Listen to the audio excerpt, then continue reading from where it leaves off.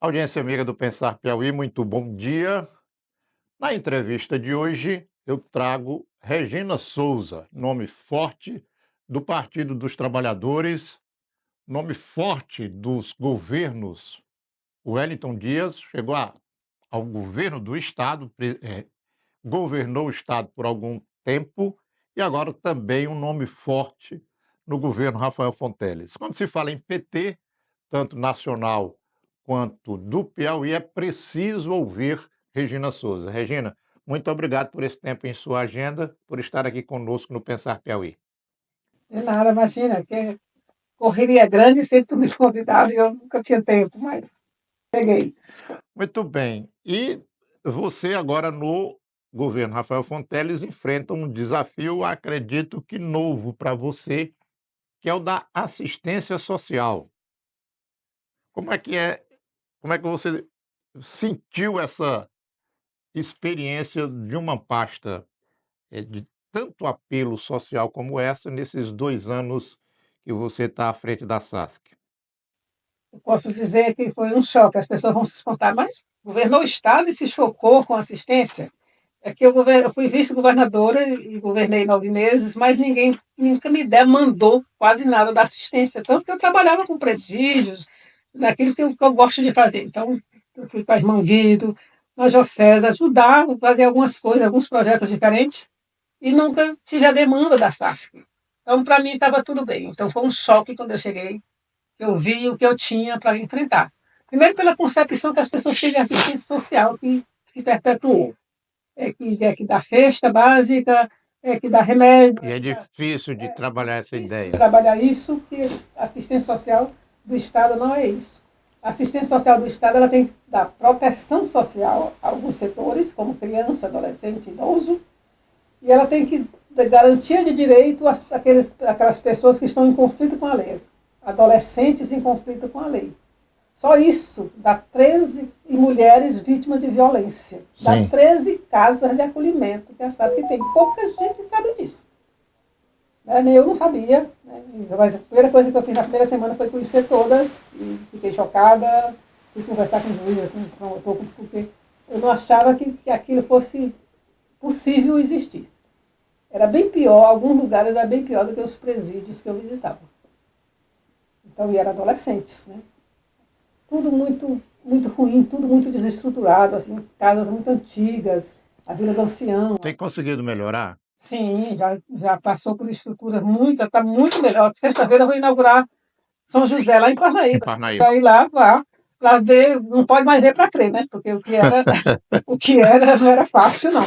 As coisas que eu fui lá várias vezes, mas assim, me chocava muito daquelas pessoas, naquele tipo de abrigamento que não é o que se espera de um Estado, né, para fazer. Então eu me incluo na culpa também. Eu estou me isento da culpa que eu fui governadora. Fui vice-governadora. Claro que eu passei 8 anos longe, eu passei 4 anos no gabinete do senador e mais 4 como senadora. Então eu estava distante também do Estado, não estava sabendo o que estava acontecendo. Mas, assim, a assistência é aquela história, assim, em quase todo lugar é a concepção que eu falei da cesta, então Sim. dá uma cestinha aqui, dá um peixinho ali, e não é esse o papel. Né? A outro choque que eu tive é que quando eu cheguei, que eu vi o orçamento, era um orçamento muito grande. Opa, que vai dar para fazer um bocado de coisa, que era o Fundo de Combate à Pobreza. Mas Bolsonaro, em agosto de 2022, na véspera da eleição, baixou as leis aí que acabou o PECOP. O PECOP do Estado, que era do 218 milhões ano, caiu para 62. Imagina que esse 62 não é só para SASC, não, era para todo, para droga, para enfrentamento da droga, era para defesa civil, era para SAF fazer seguro SAF, para fazer comprar semente. Então era um bolo dividido. Sim. E aí não teve mais. Acabou. Praticamente dava para pagar o cofinanciamento do município, porque tem isso também, a gente tem, todo mês a gente tem que passar dinheiro para o município, pouquinho, mas tem. Chama-se cofinanciamento. Para a população de rua, até para a cesta básica pode comprar. Vamos já falar dos Né? municípios. É o chamado cofinanciamento. A gente passa recurso para o município, dependendo do que ele tem de estrutura. Se ele tiver população de rua lá, alguma coisa que cuida da população, ele tem que receber um. Teresina é quem mais recebe, porque é maior, né? Teresina recebe um dinheirinho até bom do Estado, todo mês se passa. Né? Então, tem uma série de programas que a gente tem que passar. Então só ficou para isso, só deu para isso a parte da SASC agora. Uhum. Então eu não pude mais fazer nada das coisas grandes que se fazia, inclusive algumas até erradas, mas se fazia algumas coisas grandes na SASC. Isso teve que parar. Então foi tudo assim para mim, foi tudo surpresa, foi tudo novidade, foi tudo. Eu tinha que me virar. Claro que eu tenho o Rafael, o governador Rafael apoiou bastante, né, e o ministro Wellington Dias também. Então a gente tem o suficiente para a sobrevivência da assistência. 2 anos, pelo menos, a gente não vai ter problemas, né? Até o ano que vem, com a questão da assistência em si, que são os programas, Criança Feliz, que é a questão, inclusive, entre o pacto nessa história, o pacto pelas crianças, tem recurso, né? A questão a gente não tem recurso para o socioeducativo, que é o grande problema da assistência. A assistência social, ela é uma política pública que que deve ser municipalizada. E recentemente o governo do estado fez um pacto pelo Piauí, recebendo os municípios aqui para troca de experiência. Como é que foi a participação da SASC no pacto e qual é a sua visão sobre a assistência social nos municípios? Você falou da assistência social que você recebeu, que você está administrando, no estado e nos municípios. Na sua visão, como é que está? A SASC, de fato, ela não é para executar na ponta. Então, quem Sim, executa na ponta é o é o município. município. Para isso, o município tem um fundo de assistência também. Além dos repasses que o Estado propriamente faz, tem o próprio Ministério que passa direto para o É município. uma política parecida muito com a da saúde. Exatamente. Só que não tem o fundo que a saúde tem. Nós estamos lutando pelo fundo da assistência social. Mas chega lá, chega lá. Tem um sistema, o SUAS, É. mas o recurso ainda não. Estamos brigando lá no orçamento para ter um recurso para o SUAS, para fazer as políticas lá na ponta. Mas o município, os pequenos, eles têm muito. Todo mundo sabe que o município pequeno tem muito pouco recurso. É só o fundo de participação, mais nada. Então, ele tem que fazer tudo com aquilo lá. E o pouquinho que ele recebe do fundo, né, como recebe da saúde, recebe da educação, recebe da assistência também. Agora, é lá no município que as coisas acontecem. Então, eu entendo assim, a maior parte do dinheiro deveria ir para o município. Mas não é, de fato, né? Então, é uma distorção que precisa ser corrigida. Porque a SASC estadual, o Estado, é para fiscalizar, é para capacitar, a gente faz muitas capacitações, então toda vez que muda o sistema, muda isso, o pessoal ganha um mundo aí, capacitando as pessoas, principalmente quando mudou agora tudo, que é prefeito praticamente, tem um mutirão aí de Capacitação, de orientação. orientação, porque as pessoas chegam novas, não sabem nada daquilo, às vezes o que passou desmancha tudo, deixa de propósito apagado, aí a gente tem que fazer todo esse trabalho, e fizemos já muito, e continua fazendo. Cada vez que o município solicita, além das centrais que a gente faz aqui em Teresina. Então, o município precisa de mais apoio, porque o município ele tem da assistência a uma pessoa a 80 quilômetros de distância. Então, não adianta dizer, não, não, a gente vai te. Você tem que visitar, você vai ganhar por visita, você tem que visitar as famílias lá do Bolsa Família, lá na comunidade tal, que fica a 80 quilômetros de distância. Tem isso no Piauí. Uhum. Né? E aí a pessoa não, a prefeitura não tem, a prefeitura tem 2 carros, um da saúde e outro da educação, o terceiro é do prefeito. É só o que ele tem de estrutura. Como é que ele vai dar conta? Então, essas coisas tinham que ter mais esse olhar. Os CRAS são muito frágeis, os CRAS, que são a porta de entrada das famílias, são muito frágeis, assim, precários, assim. A gente até já conversei com o ministro para ver se tem um programa de melhoria dos CRAS, porque é onde a família vai, às vezes a mãe vai e fica com o filho em pé, uma filha no braço, o menino no braço. Porque não tem Uma cadeira para sentar. tem cadeira para sentar, não tem um lugarzinho para o menino brincar. Isso a gente está incentivando, inclusive nós estamos licitando algumas coisas para ajudar, botar nos CRAS, para poder ter um ambiente mais acolhedor. Então a política tem que acontecer no município. Como é a política de educação também, a maioria do ensino fundamental todinho.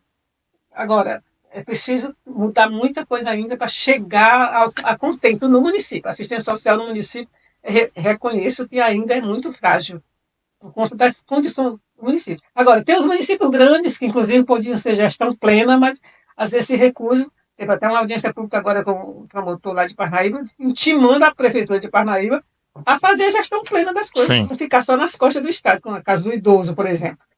Lá só tem coisa do Estado, então ele estava dando um prazo para a prefeitura de Parnaíba assumir uma parte das coisas em relação da assistência em relação ao idoso. Então, é essa caminhada toda que tem que se fazer. Né? Aí tem que entrar no planejamento do Ministério. Já conversei também com o ministro assim, diminui algumas coisas. A gente tem muita conferência, muitas coisas, 2 em 2 anos conferência, mal a gente nem olha se executou as coisas da primeira conferência, já está na segunda conferência. A gente pode melhorar porque a gente sabe o aperto que está, né? Sim. Sabe? O orçamento foi aprovado agora, o governo esse tempo todinho, governando esse tempo todinho sem orçamento Orçamento nacional. Sim. nacional, então isso também prejudicou os estados e os municípios, porque o Ministério não sabe o que passar. Aí vai passando de pouquinho para não faltar, até que o orçamento esteja em plena execução. Um dos benefícios que a SASC tem, um benefício temporário para famílias em situação de vulnerabilidade social. Eu queria que você falasse um pouco desse benefício, como é que se dá o acesso a ele, quem é que tem direito, em que situação ele ocorre. Olha, o principal benefício para vulnerável é o Bolsa Família, né? É o CAD único, que é o maior cadastro do mundo, né? É um cadastro muito bem feito, o maior cadastro do mundo que existe é o CAD único, onde as pessoas estão lá que são aptas a receber algum benefício, entre eles o Bolsa Família. Aí tem as condicionalidades para poder entrar. Então, é o maior cadastro, é o maior que a gente tem e que funciona, né? Que a transferência de renda é perfeita. Tanto que o mundo inteiro elogia, porque não tem outro jeito de você botar o dinheiro na mão do pequeno se não for por uma transferência direta. Porque se for indireta, ela se perde no caminho. Uhum. Não chega na ponta. Eu digo sempre, tem que chegar na ponta. Minha gente, esse monte de viagem, a gente podia gastar esse dinheiro lá na ponta. Eu batalho muito por isso. Né? Mas eu não sei se ele tem um nome específico, mas é um benefício temporário que é para caso de enchentes. Sim, esse é E, nosso, dentro sim, do é do plano do Banco Estado. Mundial. Nós temos um complemento de renda, que a gente chama de cartão social. Está começando esse ano, porque foi um projeto gestado. É uma coisa nova. Por isso que eu estou pedindo para você. Vice-governadora, a gente gestou esse projeto com o Banco Mundial, mas veio a pandemia, então, na verdade, ele está começando a execução agora. Né? Aí tem esse cartão, são 6 meses direto, para a gente trabalhar com as famílias. Enquanto ele recebe o complemento de R$ 200 mês, durante 6 meses, a gente tem que trabalhar com ele outras formas de subsistência também, para não ficar dependente. Dependendo Ele daqui. recebe o Bolsa Família mais esses R$ 200. Né? Então, esse é um que nós vamos começar a executar também. E o outro é de emergência, a gente chama de cartão alimentação, que é para emergências. Então, vamos começar a executar agora com Picos, que é R$ 400, que, ao invés de dar a cesta básica, você dá R$ 400 para a família, na conta da família. Você falou picos, tem a ver com aquele pessoal que sofreu com as Com enchentes. aquelas enchentes, a gente vai começar a selecionar, é, e aí, porque também tem as condicionalidades. Em primeiro lugar, família muito numerosa. Tem família, uma coisa é uma família que recebe o Bolsa Família, mas tem só 2 pessoas. E outra coisa é quem recebe o Bolsa Família, mas tem 6, 7 pessoas lá. Então a gente vai, a família muito numerosa, aí depois pessoas com deficiência, tem uma série de condicionalidades para entrar nesse programa. Assim.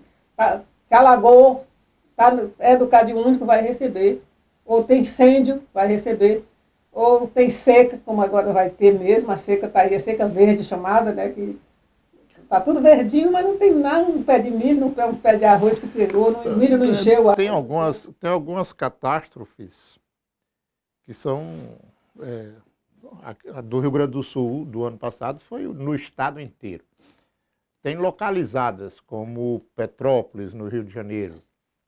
Mas a seca que você se referiu aí é uma coisa generalizada também. Aí tem recurso para. E é todo ano, aí tem recurso para cobrir as vítimas da seca. Então, esse recurso da SASC é um deles, mas aí tem o seguro safra, a pessoa perdeu a safra, comprova lá, faz tudo, o município cumpriu as condições, recebe um seguro safra para poder plantar de novo. Então, não é só uma única coisa, a assistência é só um pedaço. Tem a Defesa Civil, que acode também. A gente manda colchão, a gente manda material de limpeza nesses momentos. A gente se junta todo mundo e atende as pessoas. Nós atendemos desde janeiro. Aliás, desde o dia 28 de dezembro, a gente começou, antes da posse do prefeito, já começou a atender picos, que estava em situação difícil, a gente botou a equipe lá permanente para ajudar, e a gente mandou muitas coisas para eles também. Mas esse cartão alimentação é exatamente para evitar aquela história da cesta. A cesta nem sempre chega ao destino, né? Porque tem as questões políticas, essas coisas todas. Eu não gosto de cesta, eu detesto cesta, sempre detestei. Tem um momento que ela é necessária. Mas eu acho que a gente tem que deixar a pessoa comprar o seu alimento, em vez de eu entregar feijão, arroz, que ele pode até ter, mas ele precisa de uma carninha aqui, ele precisa comprar um remedinho aqui. Então, o dinheiro na mão dele, ele vai sair com esses R$ 400, ele vai comprar um monte de coisa que não iria na cesta. Então, é R$ 400, a gente tem, é para 4 anos, nós temos dinheiro para 4 anos disso, porque é de um programa com o Banco Mundial. Né? A gente pode gastar até 8 milhões no ano com essas coisas. Nem todo mundo vai entrar em calamidade. Ah, tá alagado, tá, mas aí você tem emprego, você tem posse, você não se enquadra. Né? Perdeu alguma coisa, mas ele tem mais... É a vulnerabilidade mesmo. É a vulnerabilidade social mesmo. A gente sabe que essa pessoa nunca vai conseguir refazer a casa dele se ninguém fizer, nunca vai conseguir comprar o que ele tinha se ninguém ajudar. Então é para essas pessoas. Então é um critério muito criterioso para poder as pessoas serem enquadradas nisso. E o plano da primeira infância? O governo fez o lançamento, ele é coordenado pela primeira-dama Isabel Fonteles. Como é que a SASC participa, em que consiste esse plano e a relação dele também com os municípios, por favor? Aí eu respondo aquela pergunta que você fez, que eu deixei de passar naquela história dos pactos pelo Piauí. Exatamente naquele dia a pauta só era o pacto pela primeira infância. Então a SASC, no pacto pela primeira infância, a SASC entra com Família Acolhedora, que é um programa que a gente faz para cadastrar famílias que acolham crianças que estão em abrigo ou que estão em vulnerabilidade lá no município. Então, nós temos aqui, lá Entre Rios, a gente fez um edital, só deu 2 editais, Entre Rios e Carnaubais. Então, nós temos família acolhedora nesses 2 lugares, que já tem, que as pessoas se dispõem a acolher uma criança por um tempo, não é todo o tempo também, mas é um programa que começou ano passado, na minha gestão já, que a gente começou já tinha o CRIA, que é uma coisa mais, uma OS, que a Francimélia, todo mundo conhece a Francimélia do CRIA, a Francimélia do CRIA, que é incentivo à adoção, essas coisas tudo, ela trabalha muito bem isso. E aí a gente fez um edital para ver se apareciam mais entidades. Infelizmente não apareceram. O Campo Maior é o CRIA também que coordena. Sim. Porque tem uma experiência, as entidades não querem porque não tem experiência em cuidar de criança, muitas não querem. Preferem fazer outras coisas, social também, mas criança é mais difícil, né, das pessoas pegar um menino que você não conhece, é preciso todo um conhecimento, um trabalho que tem. Então, a família acolhedora dentro do pacto, nós fizemos a reforma lá da criança, que era também competência nossa. Quando eu cheguei, na semana seguinte, o prefeito civil mandou a gente sair, o bombeiro mandaram a gente sair, não tirando nem os alimentos, que a torre do meio ia cair, né? Então, a gente já começou, a primeira semana, buscando lugar para botar... Nesse aperreio. E começando a construção, mas ele está lá, lindo, maravilhoso, coisa de primeiro mundo, mas não é a mesma coisa de que ter uma família, né? A afetividade é tudo, e lá tem tudo, mas não tem o afeto familiar. Lá faz-se coletivamente as coisas para as crianças, eles têm muitas coisas lá que acontecem para eles, mas o ideal mesmo é que ele tenha uma família que ele acolha, por adoção, aqueles que estão disponíveis, ou então pela família acolhedora, que é temporário, enquanto a família é 18 meses que a gente coloca, mas aí... Até 18 meses. Pode renovar em alguns casos, se a criança não tiver outro acolhimento. Nesses 18 meses a gente espera que ele seja adotado, que ele volte para a família, se a família dele for... porque às vezes eles estão no abrigo, mas eles não estão disponíveis para adoção, porque a gente tem esperança, e aí o município trabalha, a própria SAS trabalha, as famílias lá para ver se a família cria condições de receber essa criança de volta. Também tem esse trabalho todo de acompanhamento de família. Então, na primeira infância é isso. Nós temos o Criança Feliz, que é um programa nacional, que a gente continua chamando Criança Feliz do tempo do prêmio, mas a verdade é a primeira infância no SUAS. Sim. Que é exatamente todo o atendimento, porque criança não é só até 6 anos. Né? A gente acolhe todo mundo. A criança, depois de 6 anos, o que eu faço com ela? Eu tenho que continuar cuidando dela. Tanto que nosso acolhimento é assim, de 0 a 12 anos, num abrigo misto. Né? Aí de 12 anos em diante, separa. Assim, masculino, feminino, para poder já são adolescentes, meninos e meninas que também tem todo um acolhimento. Nós temos lá no Saci as meninas, nós temos bem aqui no aeroporto os meninos, né? Esse é crianças vítimas, criança e adolescente vítima de alguma coisa, maltrato, abandono, né? E nós temos o sócio educativo, que é o nosso grande problema, que você já conhece a palavra 100.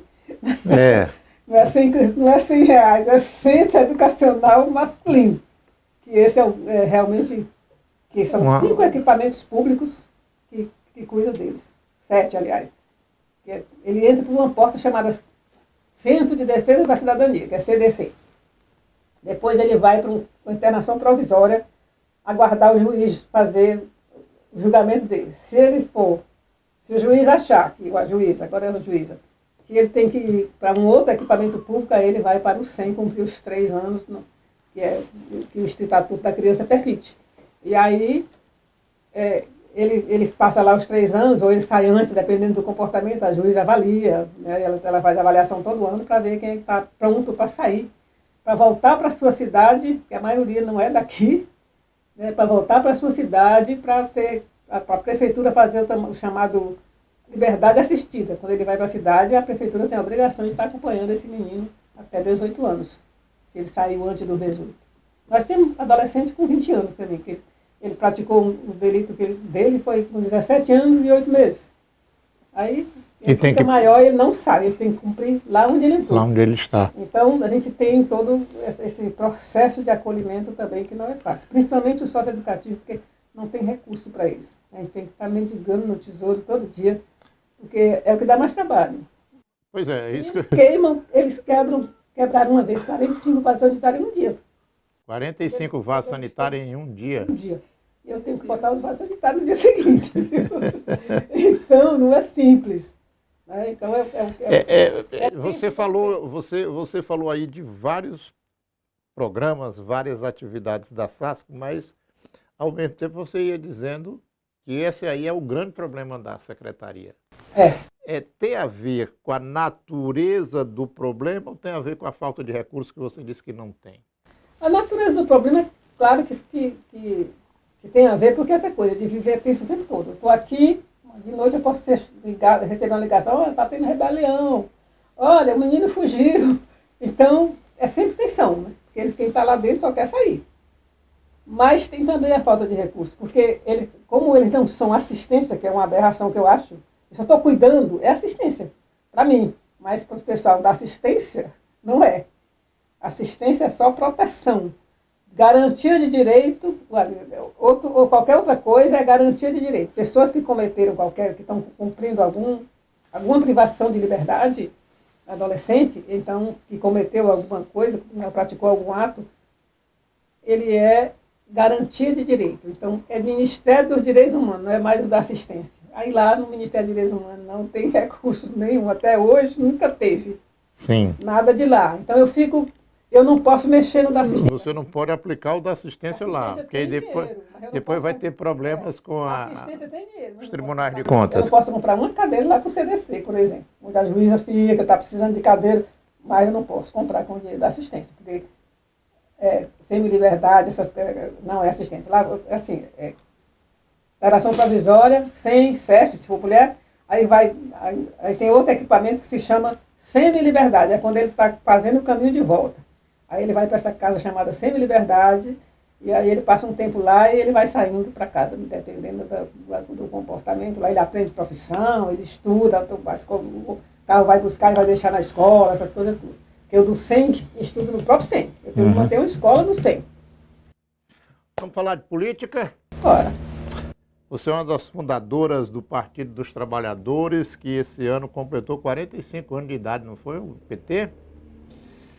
Mas aí, na visão da Regina, que conhece as entranhas do partido com perfeição, quais as principais mudanças que você viu naquele PT do começo, e que nem tinha administrações, era uma coisinha aqui, outra acolá, e esse PT de agora, que já tem várias administrações no Brasil e que aqui no Piauí vai aí para o seu 5º mandato. 4 de Wellington, 1 de Rafael. Sim, agora vai para o 6º, se Deus quiser. O 6º ano que vem. Nós vamos falar da eleição daqui a pouco, mas o PT, na visão de Regina Souza, o que a Regina criou aí junto com Lula, Dr. José, Olívio Dutra, Marina, um bocado de gente aí. Que PT é esse? Olha, a gente era umas pessoas, né, que vinham de vários segmentos sociais e até político mesmo, que a gente vinha, eu venho para primeiro mesmo, eu comecei na pastoral da juventude em Parnaíba, né, eu morava em Parnaíba, então eu comecei lá, ainda tem muito na aérea, sem saber mas eu estava indo para algum rumo da política, né, Eu era uma pessoa que se indignava com as coisas. Então eu ia fazendo, eu fazia meus discursos na rádio, a Polícia Federal estava na porta depois para olhar feio para mim. Eu nem sabia que eu tinha dito. É uma das coisas, com uma passagem interessante, que eu era oradora da turma na minha escola. E aí eu me mandava para essas coisas, para a rádio, vai lá na rádio educadora. E eu ia. Educadora de Parnaíba. Eu falava o que vinha na telha. Quando foi assim, da terceira vez em diante, me pediram o discurso escrito. Eu digo, eu não sei escrever, não. Eu falo o que vem na minha cabeça. E a professora insistindo, não, para corrigir os erros, eu ia falar, para que corrigir eu ficava sempre assim. Mas aí depois que eu compreendi. Já era censura. Era censura, ela queria ver se eu estava dizendo alguma coisa demais. Né? Então, mas assim, a gente era de igreja, de associação, de sindicato, e se juntou, né? Eu não fundei o PT, né? Da pessoa, porque eu trabalhava, quando eu saí para o Banco do Brasil, eu comecei a trabalhar já no sentido de uma central sindical. Então, a gente separou um grupo para cuidar da central sindical, né, e outro grupo para consolidar o PT. O PT veio primeiro, 3 anos antes da CUT, mas a gente já trabalhava a CUT desde 79, já tinha a comissão Pro-CUT. Eu usei broxinho da comissão Pro-CUT. A gente estava lá fazendo as coisas, já pensando numa central sindical. O partido só não era o suficiente, a gente tinha que organizar a classe trabalhadora, para ela se sentir como classe. Então, na verdade, eu participava das coisas do PT, mas eu nunca fui, no começo, não participei da fundação, e no começo também me dediquei, porque eu era sindicalista, eu me dediquei muito à questão da CUT. Né? Cheguei a ser presidente, inclusive. Mas aquele grupo de pessoas assim, era um bancado de sonhadores, né? O pessoal que estava passando pela ditadura, achando que precisava ter um instrumento de luta mais consistente, que não fosse só sindicato, porque os sindicatos já eram fortes, né? No período da ditadura, mesmo na ditadura, os sindicatos eram teimosos, eram fortes. Os sindicatos de São Bernardo do Campo, um metalúrgico, né? Tomaram a sede dele, eles fundaram uma sede bem na esquina. Sim. E foram se mostrar, nós aqui de novo. Estavam lá fazendo as coisas, né, necessárias para resistir à ditadura. Então, essa fase foi de muita produção, porque nós tínhamos intelectuais, nós tínhamos pessoas que orientavam, que faziam palestras lá. O Frei Beto, semana passada, veio aqui, era um dos palestrantes que fazia muitas palestras para a gente. Então, a gente teve a geração Cajamar, criou um Instituto Cajamar lá fazendo a formação política dos militantes novos. Né? Eu passei pela escola de Cajamar, que tinha até uma pedreira que de vez a gente estava lá, de vez em quando explodia. O pessoal dizia assim, aí o pessoal disse, olha, é o pessoal da turma que saiu daqui, está treinando. Achava que estava treinando guerrilha, né? E tinha gente que acreditava, né? Porque era uma pedreira que explodia, mas o pessoal achava que era negrada treinando guerrilha. Então, foi um tempo muito fértil de muita produção, até que se criou um grupo que ia realmente cuidar da criação do partido, que era Lula, aquela turma lá toda. Eu ia a algumas reuniões, mas eu ia muito mais, porque as reuniões era assim, como o Antônio José gosta de dizer, fazia a reunião do partido, depois levantava, agora a reunião da CUT. Trocava as cadeiras. Era quase as mesmas pessoas que faziam uma reunião e a outra. Então a gente acabava assistindo a reunião do partido, depois ia fazer a reunião do Pro-CUT. Pois é, mas aí, mesmo assim, não tendo estado no Colégio Sion, na fundação lá, mas você dá origem do partido. E aí eu queria ver, na sua visão, o transcorrer desses 45 anos aí. Qual é o PT que a gente tem hoje? Então, eu estava querendo falar assim, que o PT antigamente era exatamente esse povo que sonhava bastante, como diz o Pedro Tcher, também organizava os sonhos. A gente trabalhava muita organização popular. Né? Tinha todo mundo que estava. O pessoal hoje não sonha mais, é mais pragmático? Pragmático. Eu acho que ficou pragmático demais. Eu não estou dizendo que a gente tinha que voltar a ser o PT daquele tempo, diante. Mas um pouquinho de sonho é que move a gente. E o nosso povo, para mim, está muito pragmático. Assim, a utopia, quase não existe mais a utopia. A utopia, para mim, ainda hoje é o que me move. Eu ainda sonho com alguma coisa que pode acontecer, de bom. Acho que isso é que a gente tem que se agarrar. Tem que ter alguma coisa para mover a gente. Porque, se não for isso, é o quê? Conquistar um mandato a qualquer preço, ou conquistar... as pessoas chegam nas esferas de poder E aí, cadê o sonho, cadê a utopia que faça você ser um governo voltado para isso? Nós estamos cada vez assim, se distanciando dessas coisas. Não estou dizendo que os governos não estão bons, não se preocupam com as coisas, se preocupam sim, mas não tem aquela discussão, aquela comunidade discutindo as coisas. Né? Então, eu sou muito comunidade, eu me lembro da Trindade, que a gente falava muito essa palavra comunidade, essa palavra saiu da boca da gente. Como saiu da boca da gente, trabalho de base, essas coisas que eu sinto falta, que eu acho que não podemos prescindir disso. E aí eu queria lhe fazer uma outra pergunta, porque você falou da sua ação enquanto bancária no Banco do Brasil e a preocupação com organizar os trabalhadores, e aí a, a Comissão Procult e depois a CUT. E nesse período de tempo todo, muita coisa mudou no mundo do trabalho. A base bancária do tempo da Regina era uma. A base bancária de hoje é outra, numericamente completamente diferente.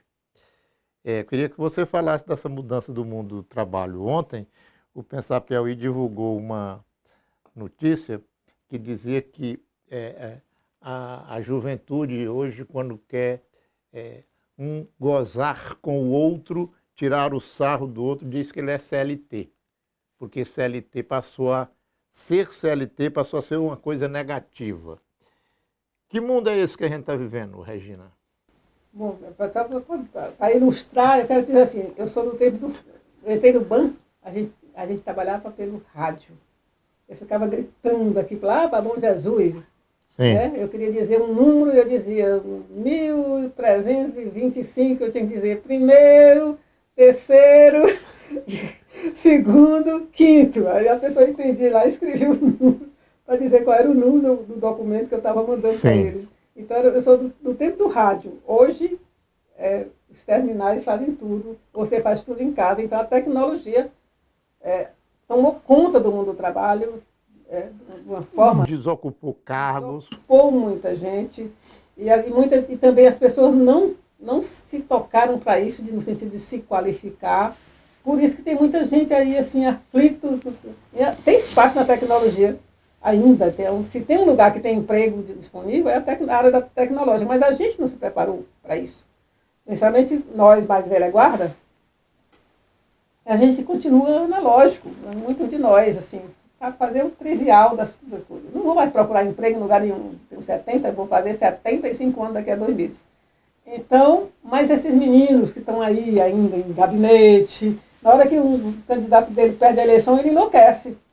Porque ele vai perder a vaga dele no gabinete, porque ele não se preparou para enfrentar nenhum outro tipo de trabalho. Né? Mesmo os governos também agora estão assim. Eu tenho um dia desse, numa palestra lá com o meu povo da SASC, eu disse, olha, se continuar assim, se não se preparar para a governança e usando a tecnologia, que as pessoas resistem a usar o SEI, que é o processo por onde passa todo, não tem papel no SEI. O SEI é tudo lá, você tem que despachar, eu despacho, mando para o planejamento, o planejamento despacha para... Tudo via computador. No computador. Se você não se prepara nem para isso, não quer aprender nem isso, porque não querem mesmo, você não está preparado para a governança. Então, no próximo governo não vai ter lugar para você, pode ter certeza. Se for o Rafael, seja quem for, mas o Rafael está dando o pontapé, a construção de ser um governo tecnológico. Então, o governo de meninos é os meninos que estão na tecnologia, meu filho. Só pode ser um governo tecnológico, se é dos meninos. Claro. Então, assim, eu digo muito isso para meus companheiros. Né? A gente se acostumou muito de ficar no governo e fazendo movimento, É bom, tem que fazer o trabalho dos movimentos, mas tem que se aperfeiçoar também, porque senão vai ter tudo substituído. A máquina e as pessoas que têm intimidade com a máquina vão substituir nós. Nossa geração não tem mais espaço, não tem mais lugar para governança, não. E, principalmente, a geração mais nova que não se prepara, ainda tem lugar, seja em governo, seja nas empresas, tem lugar para emprego de juventude, de jovem, de adulto, mas se dominar a tecnologia. Se tiver pronto. Vamos voltar aqui para o PT. O PT esse ano realiza seu processo de eleições diretas, o PED. Quem é o candidato a presidente nacional do PT, da Regina Souza, em quem é que ela vai votar. E a disputa entre Fábio Novo, Marcelo Mascarenhas, Dudu e Getã, como é que fica? Olha, eu resolvi não me envolver, assim, até porque realmente a SASC me ocupa. Acho que a minha cabeça não era para estar na SASC, não. Eu precisava estar numa coisa mais leve. Mas eu fiquei, mas tem prazo para sair também, mas depois. Que prazo é esse? Eu volto já já para o PT. Não, absolutamente isso é segredo de justiça. Mas assim, Porque quando eu convidei a Regina, eu pensei assim, eu vou fazer uma brincadeira com a Regina. O Neymar anuncia que vai voltar e não volta. A Regina anuncia que vai sair e não sai. Não é que eu queira que você saia, não. por isso que eu não digo mais, quando as pessoas perguntam, não, na hora que vocês sentirem falta de mim, é porque eu fui embora. Mas assim, é, precisa, precisa que outras pessoas tomem conta. Eu resolvi não me envolver, porque eu acho que outras pessoas.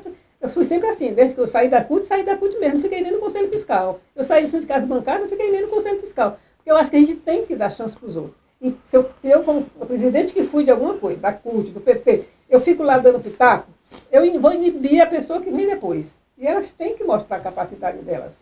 Então é uma nova geração que tem que dirigir esse partido mesmo. Precisa ainda de alguma quantidade delegada para dar um apoio, tudo precisa, tem que ter lá as pessoas ainda, mas a gente tem que ir abrindo espaço para esse partido se renovar. Eu sou a favor disso. Acho que a gente vai olhar, a juventude do PT está envelhecida. Os meninos estão tudo com 40 anos querendo ser juventude do PT. Os meninos estão tudo de cabelo branco. Né? Então, Quem é seu candidato a presidente do PT Nacional? olha, nas minhas primeiras discussões, eu sou da CNB, né? Todo mundo sabe disso. A gente começou as primeiras discussões assim, eu achava que era hora de um nordestino. Mas a gente também tem O Lula não acha. O Lula não acha, apesar dele ser nordestino. A gente tem que ter esse diálogo também. O presidente tem que participar, porque ele tem que ter no PT a pessoa que ele tenha, não é que ele não confie nos outros, mas uma pessoa mais chegada a ele. Né? Então, ele tem uma preferência pelo Edinho. Então, eu acho que nós vamos acabar todos da CNB votando no Edinho. Né? Então, eu não tenho nada contra o Edinho. Acho que ele é uma pessoa super competente. Apenas a gente queria mudar essa coisa do paulista, mas vai ficar para a próxima. Então, tem outros candidatos, assim, as outras correntes vão lançar candidato, tudo, mas eu acho que a CNB, eu acho que ela vai acabar, tinha algumas resistências, assim, mas está se fechando um pouco, vai acabar votando tudo no Edinho. Bolsonaro vai ser preso?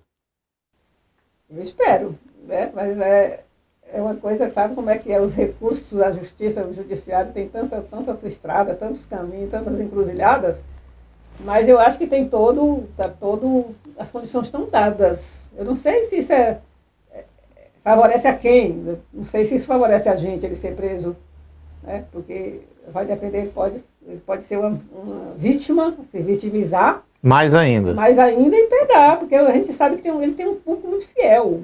A gente sabe, diminuiu, porque a gente já percebe pelas manifestações dele, diminuiu muito a capacidade dele mobilizar pessoas, mas ainda tem um público muito fiel, né? E está tendo uma disputa também entre eles, assim, de quem será candidato, até porque eu acho que muita gente dele acredita que ele vai ser preso. Por isso que tem essa disputa toda de outras pessoas querendo ser candidata na vaga no lugar dele.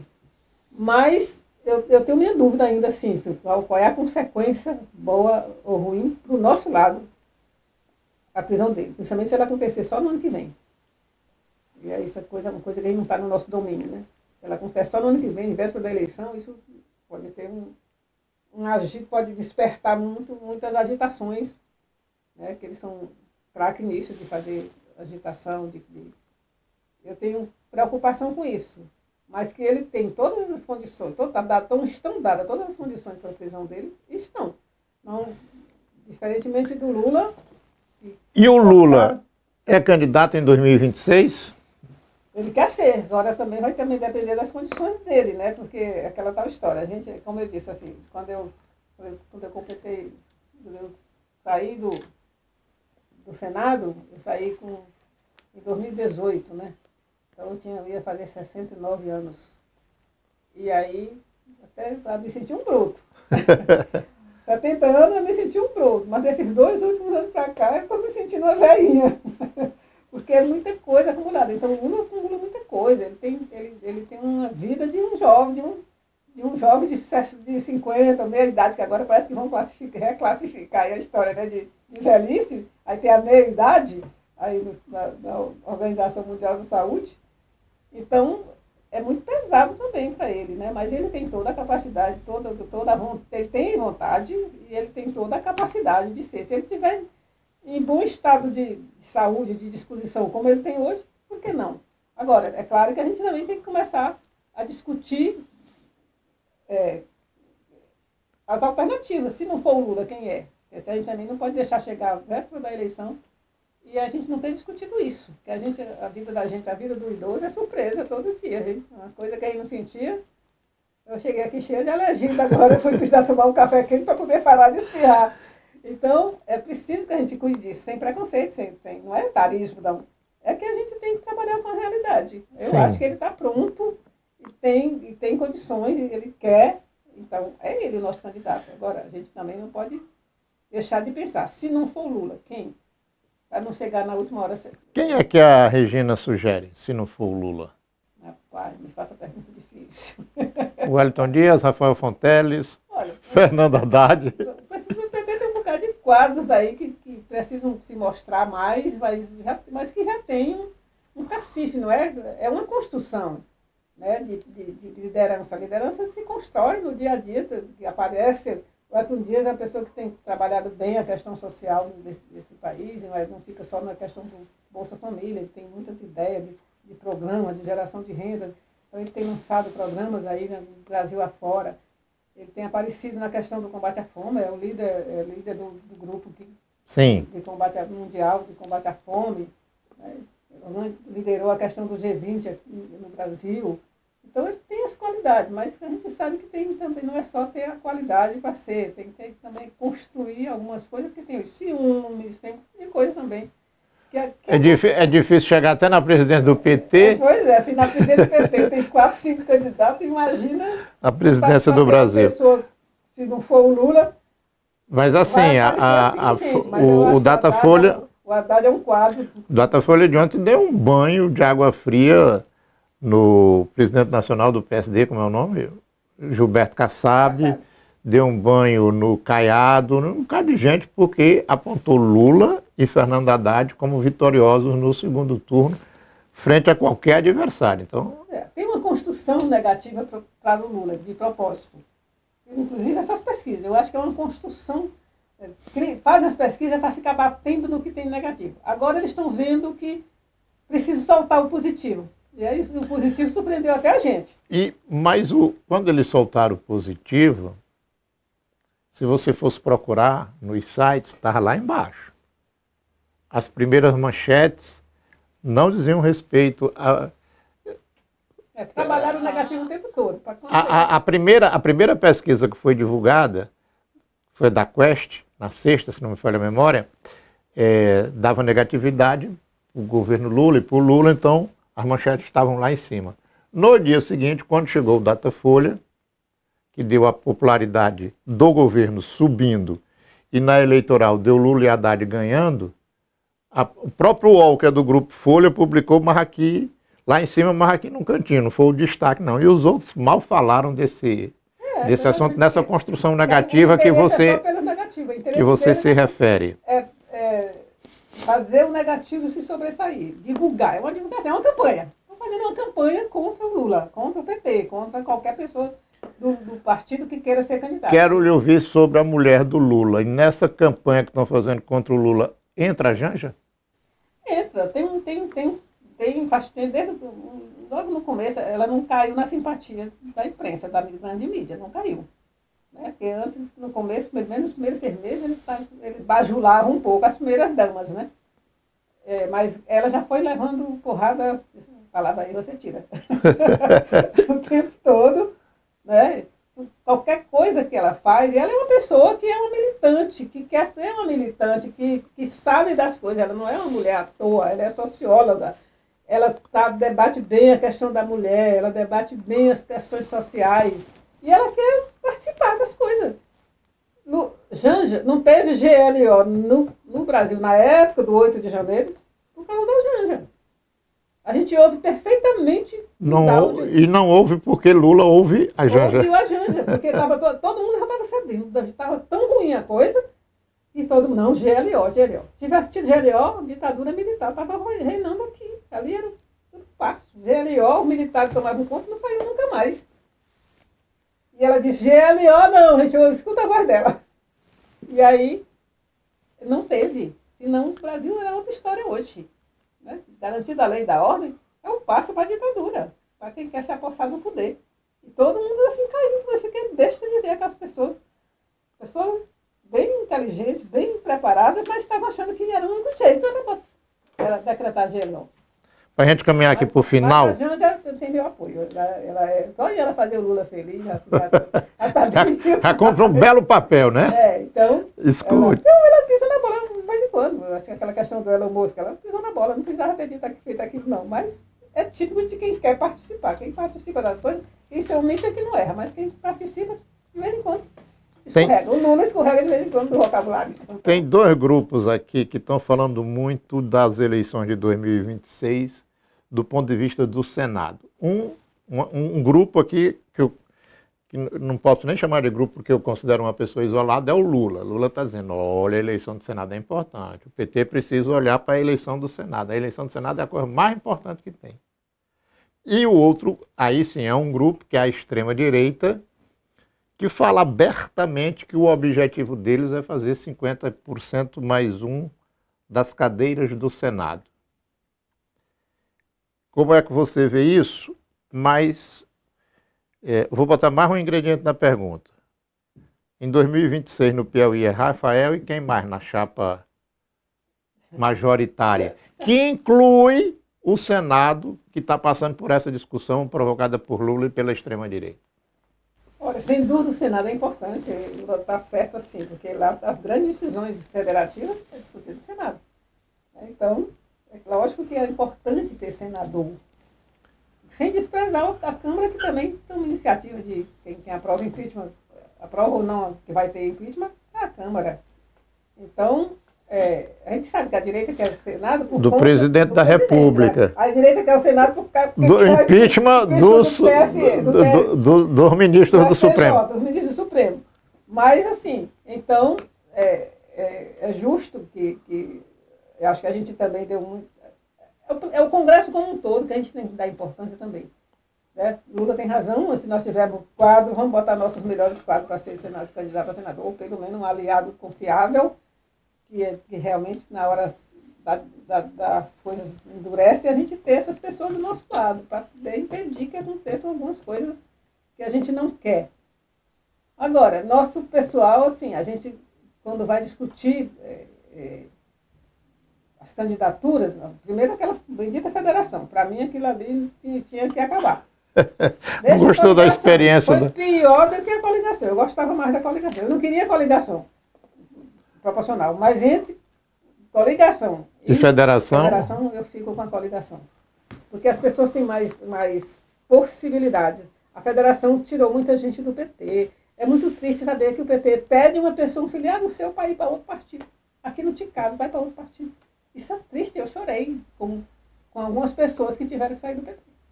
Porque queriam se viabilizar. O PT não teve vaga para ele, e o próprio PT diz, não, vai para outro partido que tu lá tu te viabiliza. Mas, aí tu volta nada. O cara chega lá, vai bem tratado, ele vai voltar para um partido que não deixou ele ser candidato. Não volta. Então, eu sou muito sincera nisso, assim, não gostei da federação, não. Eu acho que nós temos, não, mas tem o pessoal que a gente tem, nossos companheiros de esquerda, PCdoB, parte do PDT, mas a gente vai continuar juntos. Agora, a federação, para o partido do tamanho do PT, ela prejudicou. Os pequenos não, porque os pequenos bota 3 candidatos, 2 candidatos. Agora o PT sempre foi assim, o PT lança um monte de candidatos para somar. Sim, e aí Rafael e quem mais na majoritária? Eu pensei que eu tinha escapado da pergunta. Eu tinha escapado da pergunta. Não. Sobre o PT, para facilitar, o PT reivindica a vice de Rafael e ainda quer arriscar uma vaguinha no Senado. Tem espaço, esse espaço todo para o PT? Não tem. O PT não pode, não tem como o PT ter 3 vagas. Assim como não pode o PT ter uma. A lógica do PT tem que ser duas. Para ficar também, que a gente também tem que considerar que os aliados têm sua importância na nossa estratégia. Aqueles que vêm com a gente, que se dispõem a vir com a gente vai ter que ceder alguma coisa. Agora, sabe como é? Essa coisa acontece num processo bem doloroso às vezes, mas é nas noites de reuniões, como eu virei vice numa noite de reunião onde eu não estava, e vi um telefonema do Assis Carvalho, você vai ser vice-governadora. Já é isso, menino, tá doido? Né? Porque acontece assim, vamos fazendo o xadrez, porque estamos lá. 2 vagas de senador, governador, vice, 4. Ainda tem os 2 suplentes aqui, 6. Porque segundo suplente ninguém disputa. As pessoas querem disputar pelo menos o primeiro suplente. Então, precisa, aí é a habilidade do nosso comando aí, Rafael, o Wellington Dias aí, que é senador, é quem vão ter que ter habilidade, sempre tem, o Wellington Dias tem muita habilidade política, dá nó em pingo d'água, né, quando se fala de política, e eu acho que o Rafael está muito próximo dele, assim, mais ainda, né, eu acredito que eles estão conversando as coisas, mas eles não vão abrir para ninguém agora não, tenho certeza. Marcelo Castro e Júlio César para o Senado? É o que está se desenhando, né? Porque é o bloco que está, discutindo, né? Claro que o Júlio está dando suas passadas, construindo a sua candidatura, o Marcelo é uma candidatura já construída, eu acho, vai ter que fazer campanha, não vai poder também ficar sentado achando que está eleito. Que está eleito, não. Mas é uma candidatura que já está colocada assim, está no mandato de senador. O Júlio não, ele vai ter que construir mais, né, para ter vaga na chapa. Agora tem gente do PT dizendo que vai ser, mas essas coisas tudo vão ser resolvidas nessas reuniões noturnas, com pouca gente, não pode ser com muita gente. E o vice-governador sai daqueles petistas mais antigos ou é um dos Rafa Boy? Isso não dá para responder, não. Primeiro tem que resolver a questão do vice, assim, com os aliados. Eu acho que os aliados vão dar palpite no vice, sim. Claro que a decisão é de quem está com a caneta também. A caneta pesa mais para decidir, mas também não pode decidir sozinho. Vai ter que construir. Foi sempre assim. Então, política é conversa. Política é conversa. Principalmente aquelas conversinhas de fim de noite, com pouca gente. Né? Não pode ser plenária. Então, não pode ser plenária. Mas as discussões certamente já começaram a acontecer. Eu não estou participando, porque eu realmente resolvi não participar. Mas, assim, das coisas... Assim, agora vocês são uma petista, militante. Vou fazer trabalho de base, eu falei que sumiu da vocabulário da gente, então eu vou começar a visitar a base. Eu mesmo, minha conta, eu não quero ONG, eu vou ser um indivíduo não governamental. Eu sei transitar livremente, mas eu tenho uma rede de pessoas que são meus amigos, que vão me ajudar. Eu quero fazer trabalho voluntário, mas assim, não vinculada a nada, assim, vinculada a alguma coisa que da burocracia. O que eu puder fazer, eu quero fazer com o apoio das pessoas que se dispõem a me ajudar. Que estão ao seu lado. Exato. Ainda vou voltar para a política. Ciro Nogueira oferece perigo? Olha, eu acho que ele foi ressuscitado aí, ele teve mal, mas ele realmente deu uma guinada aí. No processo eleitoral passado? No processo eleitoral passado, eu acho que a gente acabou cochilando muito e ele teve um avanço aí, não dá para negar, não adianta dizer que não teve. Agora, também tem as pisadas de bola dele. Por exemplo, nós estamos aproveitando nada daquelas gravações dele, que são pesadas aquelas gravações. Se fosse em outro tempo, a gente estava com isso aí na fazendo zoada. Fazendo zoada. E a gente não está. Aquilo que ele disse ali é grave. Faz uns recortes das falas, os pedaços mais ruins do que ele disse ali, mais de trama, né? Ali tem muita trama. Ele deu o roteiro da trama, de como tirar o Lula, de um jeito ou de outro. Impeachment é difícil, mas... Desgaste. Vamos deixar ele se desgastar. Segurar o Congresso. Segura o Congresso, vai apresentar uma alternativa para o imposto de renda. Não podemos votar, também que ele reconhece, não pode votar contra a isenção do imposto de renda. Mas ele vai fazer uma compensação para o dele. Não é para microempresa, microempreendedor, não. Ali, viu? A mulher falou, não, nós todos aqui estamos enquadrados, todos nós ganhamos mais de 50 mil. E ele disse que vai dar um jeito. Né? E certamente, se não tiver, porque nós não temos. O nosso grande problema é que nós não fizemos nem perto, não, quer dizer, a gente não fez, a gente tem muito pouco deputado e senador, que a gente pode dizer, esses aqui são nossos em qualquer situação. Então isso é muito ruim para governar. Então, quando o Lula tem razão, assim, ou a gente se der na eleição, dá atenção a eleger deputado e senador, deputado federal e senador, ou nós podemos ter o outro mandato, Lula 4, ou outra pessoa, PT 4, muito mais difícil que agora. Eu achava que o mais difícil era o tempo da Dilma, mas isso daqui é pior. Eu diria que é quase desumano você eleger ou a Dilma ou o Lula para a presidência, aí você mesmo, você eleitor, pega e manda para a Câmara e manda para o Senado figuras assim, gente, deploráveis. Aí você fica esperando do presidente o quê? Porque a situação é complicada. E as amarras, né? Tem muita amarra para ele, sim, muita... Ele tem habilidade, mas ele também já está ficando impaciente, assim, porque é difícil aquilo ali. Você saber que uma coisa que podia ser quase unanimidade, isentar a pessoa que ganha até 5 mil reais no imposto de renda, minha gente. Que é isso? Quem ganha 5 mil reais não é rico, não.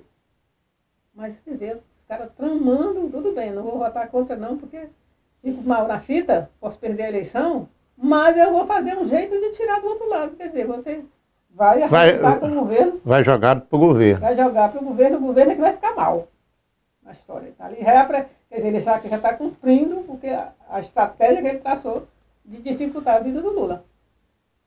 É isso, dona Regina. Muito obrigado por essa participação aqui no Pensar Piauí.